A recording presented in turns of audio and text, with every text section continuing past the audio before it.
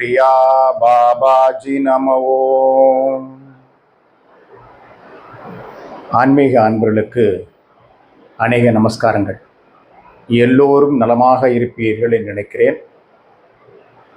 எல்லோரும் நலமாக இருக்க என் சத்குருநாதர் ஸ்ரீ மகாவதார் பாபாஜியின் திருப்பாதங்களையும் யோகி ராமையா அவர்களின் திருவடிகளையும் போற்றி வணங்குகின்றேன். இந்த வீடியோவில் நான் பார்க்க போகிறது பலருக்கு குலதெய்வமான மதுரகாளியம்மன் மகாபெரிவா, அதாவது காஞ்சி மடத்துடைய மகாபெரிவான்னு எல்லாரும் அன்போடு அழைக்கப்படும் ஸ்ரீ ஸ்ரீ சந்திரசேகரேந்திர மகா சுவாமிகளின் குலதெய்வமாக வழங்கப்படும் மதுரகாளியம்மன் ஆலயத்தை பற்றி தான். இந்த ஆலயத்தோடு தொடர்புடைய மற்ற 2 ஆலயங்களையும் பற்றியும் இந்த வீடியோவில் பார்க்க போகிறோம். நீங்கள் ரொம்ப நாளாக தேடிக்கிட்டு இருக்கீங்க ஒரு அரிய அற்புதமான திருத்தலம் எங்கே இருக்குதுன்னு. அவர் எங்கே ஒளிர்ந்து கொண்டிருக்கிறார், அதை நிறைய பேர் ஒளிஞ்சிக்கிட்டு இருப்பாங்கன்னு சொல்லுவாங்க. நான் அப்படி சொல்லலை, ஒளிர்ந்து கொண்டிருக்கிறார், அதாவது லைட். அவர் எங்கே இருக்காருன்றத இந்த வீடியோவின் இறுதி பகுதியில் உங்களுக்கு நான் சொல்கிறேன். வீடியோவை ஸ்கிப் பண்ணாமல் கடைசி வரைக்கும் பாருங்கள்.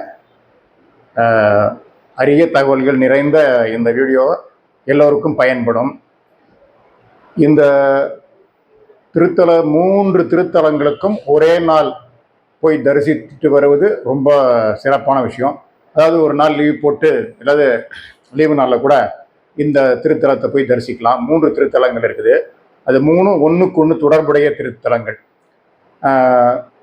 வாங்க வீடியோக்குள்ளே போவோம். மதுரையில் இருந்த கண்ணகி அந்த மதுரையே தீக்கிரையாக்கிட்டு மிகுந்த ஆவேசத்துடன் வடக்கு நோக்கி வருகிறாள். அப்படி வரும்போது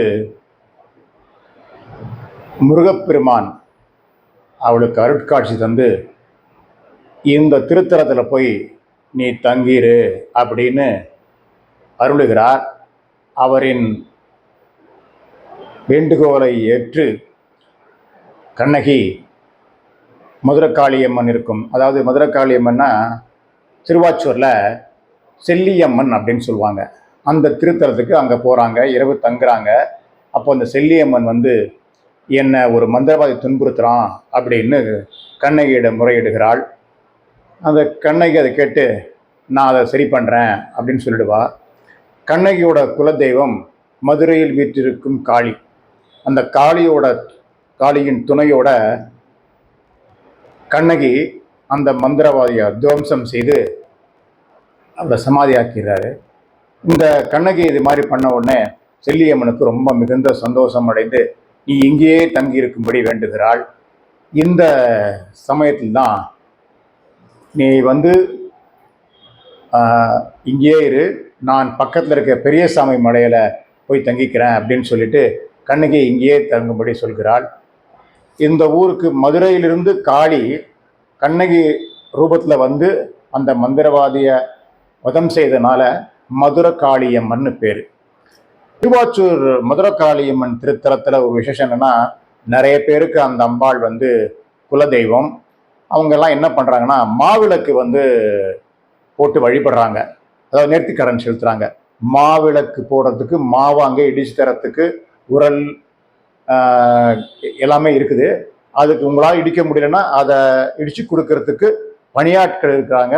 அவர்களுக்கு நீங்கள் சன்மானம் ஏதாவது கொடுக்கணும், இடித்து கொடுக்குறாங்க. அங்கேயே இடித்து மாவிளக்கு போட்டு அம்பாளுக்கு வந்து நைவேத்தியம் பண்ணி நேர்த்திக்கடன் செலுத்துறது நிறைய நீங்கள் பார்க்கலாம். இந்த திருத்தலம் வந்து, அதாவது திருமணம் வேண்டி, குழந்தை பாக்கம் வேண்டி, பிற உங்கள் வாழ்க்கையில், நம்ம இல்வாழ்க்கையில் நடக்க வேண்டி நம்ம பிரார்த்தனை செய்கிற பல வேண்டுதல்கள் அந்த அம்மா நிறைவேற்றி வைக்கிறாங்கிறது தான் பலருடைய விருப்பம். பலர் அங்கே வந்து நேர்த்திக்கடன் செலுத்திட்டு போகிறாங்க, சந்தோஷமாக செய்கிறாங்க. ஏன்னா நிறைய அம்பாள் வந்து நிறைய காரியங்கள் அந்த திருத்தலத்திலிருந்து நமக்கு வந்து அருள்பாலித்து கொண்டிருக்கிறாள். அதாவது கண்ணகி தான் அங்கே இருக்கிற மதுரகாளியம்மன் அப்படிங்கிறத ஞாபகம் வச்சுக்கணும்.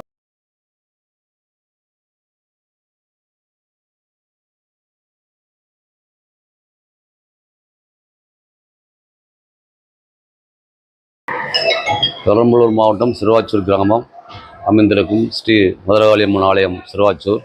அம்பாளுடைய வரலாறு என்னவென்றால், மதுரையை எரிச்சிட்டு இங்கே வரும்போது அம்பாள் இரவு ஆனது பிற்பாடு அம்பாள் தங்கறதுக்கு இடம் கிடக்கும்போது செல்லியம்மன் இங்கே இருந்திருக்காங்க. செல்லியம்மன் கேட்கும்போது அம்பாள் நைட் மட்டும் தங்கறதுக்கு இடம் கொடு அப்படின்னு இருக்காங்க. அதான் 2 பேரும் அக்காவும் தங்கையும் 2 பேர் உள்ள தங்கியிருக்காங்க. தங்கும்போது ஒரு மந்திரவாதி வந்து அம்பாள் தங்கிற போது விடிய காலத்தில் வந்து சுலாயத்தை அந்த கதவை இடிக்க ஆரம்பிக்கும் போது மந்திரவாதி அம்பாவை வந்து ஆக்ரோஷோடு வந்து சுலாயத்தில் அவனை சப்தம் பண்ணியிருந்தாங்க. சபதம் பண்ண எடுத்தது தான் அதுக்கு தான் பலிபீடம் என்ற பேர். அதுக்கு தான் அம்பாள் பெரிய செல்லியம்மனும் அம்பாலும் மதுரகாளியம்மனும் 2 பேரும் அக்கா தங்கினால இந்த இடம் உனக்கு தான் லாய்க்கு, நான் மலைக்கு போகிறேன்னு சொல்லி செல்லியம்மன் மலைக்கு போயிட்டாங்க. அம்பாள் இங்கே இருந்துட்டாங்க. வந்து திங்கக்கிழமை தங்கினதாகவும் வெள்ளிக்கிழமை அருள் காட்சி பத்திரல் கொடுத்ததாகவும் வாரத்தில் 2 நாள் மட்டும் திறந்து திங்கள் வெள்ளி மட்டும் பூஜை பண்ணுறது. காலையில் 11 மணி 6:30 மணிக்கு கோயில் திறந்து 10:30 வழி சேவாரத்துக்கு தரிசனம் பண்ணுவாங்க. 11 மணிக்கு 10:30க்கு ஸ்க்ரீன் போட்டு 11 மணிக்கு அபிஷேகம் ஆரம்பிக்கும். 1 ஹவர் அபிஷேகம், 1 மணி நேரம் அபிஷேகம் நடக்கும். 12:30 மணிக்கு அலங்காரம் நடக்கும். 12:30 மணி அலங்காரம் பண்ணி தங்க கோஷம் சாத்தி 200 ரூபாய் டிக்கெட் வாங்கும்போது பத்திரில் வாங்கி பூஜைக்கு 1 மணிக்கு பூஜை பார்ப்பாங்க. 1 மணிக்கு பூஜை முடிஞ்சோன்னா நைட்டு 6-9 மணி வரைக்கும் தரிசனம் வர சேவாரத்தில் பண்ணுவாங்க.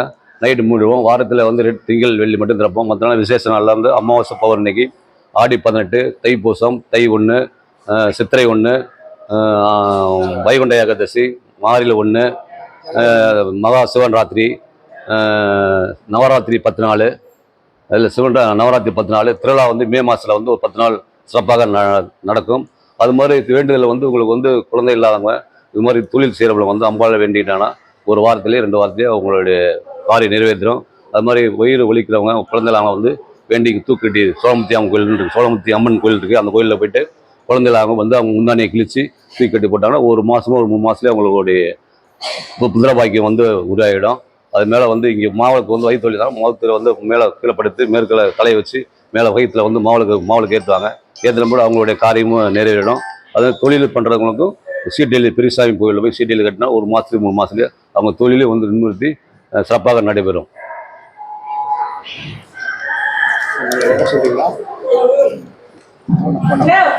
நம்பரு என்னுடைய ஃபோன் நம்பர் எஸ் முத்துசாமி பூசாரி, மதுரகாளியம்மன் எஸ் முத்துசாமி பூசாரி. என்னுடைய செல் நம்பர் வந்து 7373818028. இந்த மதுரகாளியம்மன் பக்கத்தில் செட்டிக்குளம்னு ஒரு ஊர் இருக்கு. அந்த ஊரில் தான் குன்றின் மேல் பாலதண்டாயுதபாணி ஆலயம் இருக்குது. அந்த பாலதண்டாயுதபாணி ஆலயத்தில் வீற்றிருக்கும் பாலமுருகன் கையில் இருப்பது கரும்பு, வேல் கிடையாது. அதாவது அந்த கரும்பை முருகப்பெருமானிடம் கொடுத்தது அங்கிருந்து செட்டிக்குளத்திலிருந்து 2 கிலோமீட்டர் தொலைவில் உள்ள ஸ்ரீ காமாட்சி சமேத ஏகாம்பரேஸ்வரர் கோயில் வீற்றிருக்கும் காமாட்சி. எப்பவுமே அம்பாள் வந்து கையில் கரும்பு வச்சுருப்பா. அந்த கரும்பை தான் பாலமுருகனுக்கு கொடுக்குறான். அந்த கரும்பு தான் பாலமுருகன் கையில் காட்சி தருகிறது. இந்த செட்டிக்குள பாலமுருகன் ஆலயம் வந்து ரொம்ப பிரசித்தி பெற்றது. பாலமுருகன் ரொம்ப குட்டியாக இருப்பார். அபிஷேகம், அர்ச்சனை, ஆராதனை எல்லாமே நடக்குது. இந்த 3 திருக்கோயில்களும் ஹெச்ஆர்என்சி கண்ட்ரோலில் தான் இருக்குது. பாலமுருகன் ஆலயத்தில் தினந்தோறும் அன்னம், அதாவது பக்தர்களுக்கு அன்னம் பாலிக்கிறார்கள். அங்கே அபிஷேகம்லாம் பார்த்துட்டு நிதானமாக அன்னத்தை சாப்பிட்டு கூட நீங்கள் வந்து வரலாம். இந்த 3 கோயிலும் ஒரே நாளில் தரிசிப்பது மிகச்சிறந்தது. இந்த கரும்பு வெற்றிருக்கிற முருகனுக்கு கரும்பு கொடுத்தது காமாட்சின்னு சொன்னேன் இல்லையா? அந்த காமாட்சி உடனுரை ஏகாம்பரேஸ்வரர் ஆலயத்தில் இன்னொரு விஷயம் இருக்குது. அது என்ன விஷயம்னு கேட்டிங்கன்னா, அங்கே வந்து அது பிரம்மாண்டமான திருக்கோயில், நல்ல பெரிய திருக்கோவில் தான். அங்கே அதாவது 12 ராசிக்கான தூண் இருக்குது. அந்த தூணில் தான் அதாவது குபேரர் ஒளிர்ந்து கொண்டிருக்கிறார். அந்த 12 தூண்லையும் தனித்தனியாக இருக்குது. ஒவ்வொரு ராசிக்கும் ஒவ்வொரு தூண். அந்த தூணுக்கு அருகில் நீங்கள் போய் விளக்கு ஏற்றலாம், அகல் விளக்கு ஏற்றலாம், வழிபடலாம். அந்த தூண்லேயே போட்டிருக்கு இன்ன நட்சத்திரத்துக்கு இங்கே இந்த நட்சத்திரம்லாம் இங்கே ஏற்றலாம் அப்படின்னு. அதாவது மேஷ ராசின்னு அப்படின்னா அஸ்வினி, பரணி, கிருத்திகை இந்த 3 ராசிக்கும் ஒரு தூண். அந்த தூணில் குபேரர் வந்து தன்னுடைய வாகனமான மீனோட காட்சி தருவார்.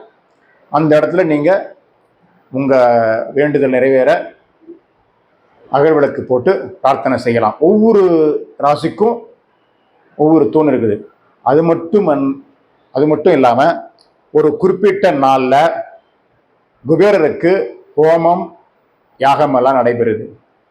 அந்த நாளில் நீங்கள் போய் பங்கேற்றீங்கன்னா உங்களுக்கு சிறப்பான எல்லாம் பூஜையெல்லாம் நடத்தி ஹோமத்தில் கலந்து கொண்டு உங்களுக்கெல்லாம் பிரசாதம்லாம் கொடுப்பாங்க.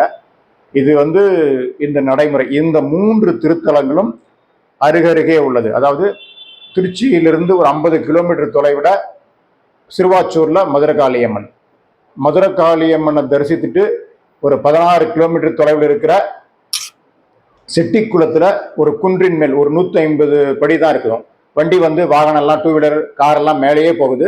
அந்த திருத்தலத்துல போய் நீங்க பாலமுருகனை தரிசித்துட்டு நேரா அங்கிருந்து அங்கேயே 2 கிலோமீட்டர் பக்கத்தில் இருக்கிற காமாட்சி உடனுரை ஏகாம்பரேஸ்வரர் ஆலயத்தில் நீங்கள் வழிபட்டு வரலாம். அங்கே தான் குபேரர் ஒளிர்ந்து கொண்டிருக்கிறார். அங்கே போய் நீங்கள் உங்கள் பிரார்த்தனை வேண்டுதல்களை நிறைவேற்றிக்கலாம். அந்த மதுரகாளியம்மனை அந்த கோவில் இருக்க சொன்னது செட்டிக்குளத்தில் வீட்டிற்கும் பாலதண்டாயுதபாணி. அந்த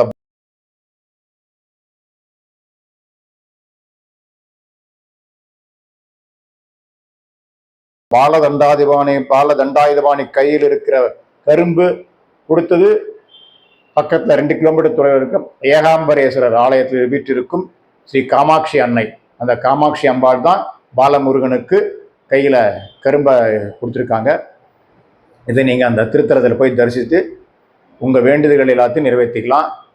நன்றி. இது போன்ற இன்னும் நிறைய வீடியோக்கள் வர இருக்குது. எங்கள் சேனலை மறக்காமல் சப்ஸ்கிரைப் பண்ணுங்கள். இது வரைக்கும் சப்ஸ்கிரைப் பண்ணனா சப்ஸ்கிரைப் செய்து எங்களை ஆதரிக்கும்படி வேண்டி கேட்டுக்கொள்கிறோம். எல்லோருக்கும் எல்லா நலன்களும் கிட்ட ஸ்ரீ மகாவதார் பாபாஜியின் திருப்பாதங்களை பணிந்து வேண்டுகிறோம். ஓம் கிரியா பாபாஜி நம Om. Divine grace thanks Mahavatar Babaji. Divine grace thanks யோகிராமையா.